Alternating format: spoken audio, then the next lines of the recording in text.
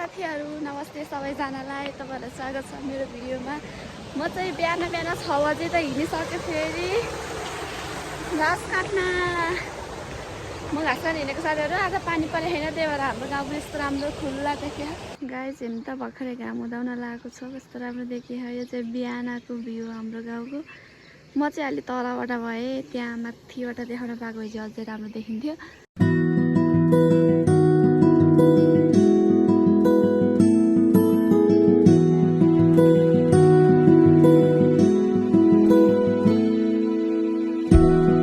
यता चाहिँ म छु सदिसा परियार।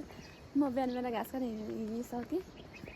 यति बिहान चाहिँ किन हिँडेको भन्नलाई यति बिहान हिँड्ने मेरो जाँगाले त भ्याउँदैन नि, त्यही पनि बिहान भाले बाँसे, तर कस्तो अर्कै तरिकाले बाँसे क्या। म त को रोयो भनेर उठेको त भाले बाँसेको रहेछ। अनि उठेपछि त के बसिराख्नु भनेर हिँडेँ। उता बारीमा पनि बाँदर आइरहेको छ नि त, अनि हेर्न नि हुन्छ भनेर म चाहिँ हिँडेँ साथीहरू। अब बारीमा गएर भेटौँला साथीहरू। बाँदर त नआएको रहेछ, बिहान बिहानै उठेर त्यसै म आएँ, तर बाँदरै नआएको रहेछ। ठिकै छ।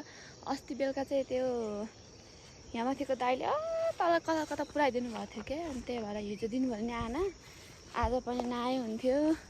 नआए पनि अब त्यहाँ कति बेला आउँछ भन्ने थाहा त हुँदैन साथीहरू। म बारीमा चाहिँ बस्न जसै परिहाल्यो, बारीमा बस्न चाहिँ पर्छ। अनि फेरि के अरे बाँदर आएन भनेर मक्ख परेर घर बस्ने, अनि आएर मकै खाइदियो भने त हामीले फेरि मम्मीको मार गाली खान्छौँ। त्यही भएर बारीमा चाहिँ जसै बस्न पनि हुन्छ साथीहरू।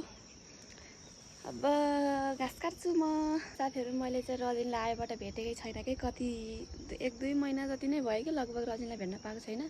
त्यो पनि धान रोप्ने बेला छ नि त, अनि धान रोप्नेको कराकर छ त्यसलाई। बाँदर नआएको बेलामा अझ त्यो सुतिरहेको होला, बाँदर नआएको बेलामा यसो जिस्काउन पर्छ त्यसलाई घर। गाइस त्यो चाहिँ यो छेके चाल छ, त्यो चाहिँ हाम्रो पुर्ख्यौली घर। खासमा हाम्रो बाजे बजै अङ्कल आन्टी के भन्छ खास कान्छोमा भन्छ क्या, त्यहीँ बस्छन्।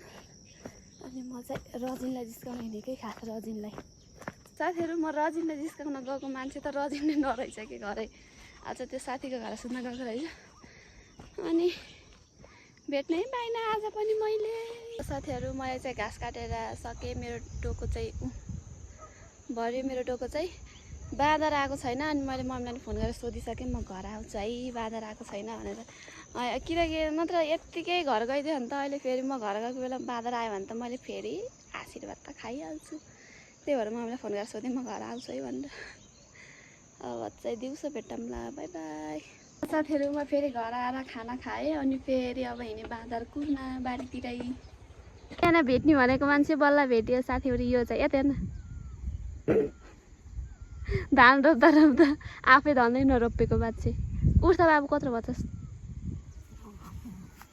अलिक पर जान।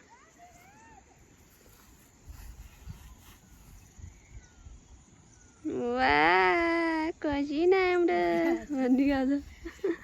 मैले मेहन्दी लगाइदिएको मान्छेले आज पानी लिएर आइरहेछन्। Thank you. खै मेहन्दी कस्तो भयो पछाडि घर खोइ त नि। बाँदर दिनभरि कुर्दा कुर्दा बाँदर चाहिँ आएन, सायद म देखेर डराएर होला बाँदर चाहिँ आएन साथीहरू।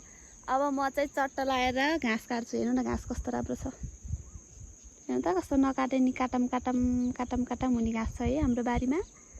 यस्तो राम्रो मकै भइछ, हेर्नु त तपाईँ पनि खाइदिन्छु भनेर बाँदर आउँछ के। बाँदरले हाम्रो मकै चाहिँ किन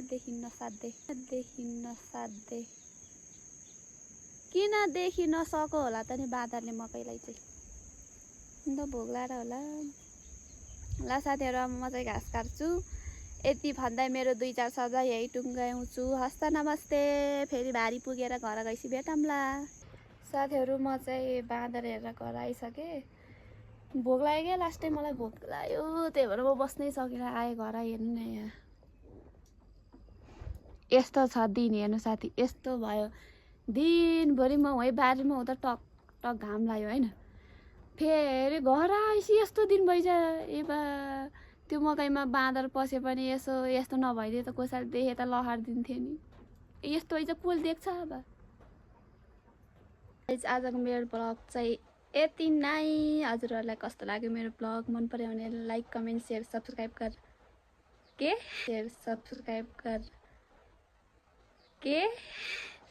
लाइक कमेन्ट सेयर सब्सक्राइब गर्न नबिर्सिनु होला। Thanks for watching, bye by.